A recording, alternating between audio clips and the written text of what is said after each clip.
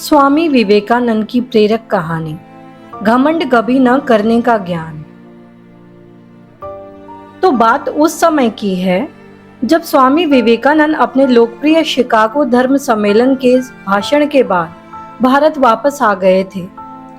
अब उनकी चर्चा विश्व के हर देश में हो रही थी। सब लोग उन्हें जानने लगे थे। स्वामी जी भारत वापस आकर अपने स्वभाव अनुरूप भ्रमण कर रहे थे। इस समय वे हिमालय और इसके आसपास के क्षेत्रों में थे। एक दिन वो घूमते घूमते एक नदी के किनारे आ गए।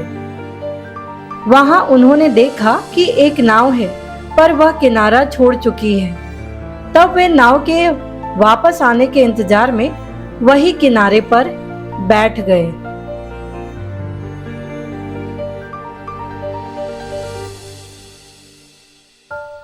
एक साधु वहां से गुजर रहा था। साधु ने स्वामी जी को वहां अकेला बैठा देखा तो वह स्वामी जी के पास गया और उनसे पूछा, तुम यहाँ क्यों बैठे हो? स्वामी जी ने जवाब दिया, मैं यहाँ नाव का इंतजार कर रहा हूँ। साधु ने फिर पूछा, तुम्हारा नाम क्या है? स्वामी जी ने कहा, मैं विवेकानंद हूँ। साधु ने स्वामी जी का मजाक उड़ाते हुए उनसे कहा, अच्छा, तो तुम वो विख्यात विवेकानंद हो जिसको लगता है कि विदेश में जाकर भाषण दे देने से तुम बहुत बड़े महात्मा साधु बन सकते हो। स्वामी जी ने साधु को इस बात का कोई जवाब नहीं दिया।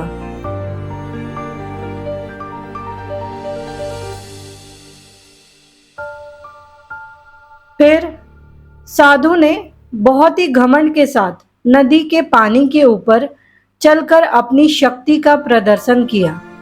कुछ दूर तक चलने के बाद साधु ने स्वामी जी से कहा, क्या तुम मेरी तरह पानी पर पैदल चलकर इस नदी को पार कर सकते हो? स्वामी जी ने बहुत ही आदर और विनम्रता के साथ साधु से कहा, इस बात में कोई शक नहीं कि आपके पास बहुत ही अद्भुत शक्ति है, लेकिन क्या आप मुझे यह बता सकते हो कि आपको यह असाधारण शक्ति प्राप्त करने में कितना समय लगा? बहुत ही अभिमान के साथ साधु ने जवाब दिया, यह बहुत ही कठिन कार्य था। मैंने 20 सालों की कठिन तपस्या और साधना के बाद यह महान शक्ति प्राप्त की है। साधु का यह बताने का अंदाज बहुत ही अहंकार भरा था। यह देखकर स्वामी जी बहुत ही शांत स्वर में बोले, आपने अपनी जिंदगी के 20 साल ऐसी विद्या को सीखने में बर्बाद कर दिए जो काम एक नाव 5 मिनट में कर सकती है। आप ये 20 साल निर्धन बेसहारा गरीबों की सेवा में लगा सकते थे, या अपने ज्ञान और शक्ति का प्रयोग देश और देशवासियों की प्रगति में लगा सकते थे, परंतु आपने अपने 20 साल सिर्फ 5 मिनट बचाने के लिए व्यर्थ कर दिए। ये कोई बुद्धिमानी नहीं है।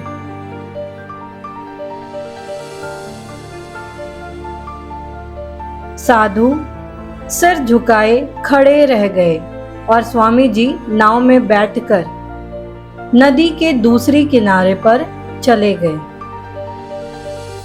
कहानी से सीख। हम इस प्रकार इस कहानी ने हमें बताया कि ज्ञान और शक्ति का सही प्रयोग आवश्यक है। किसी शक्ति को प्राप्त कर यदि हम उस पर घमंड करते हैं तो यह मूर्खता है। शक्ति का सही जगह पर सही इस्तेमाल करना ही वास्तविकता में बुद्धिमानी है।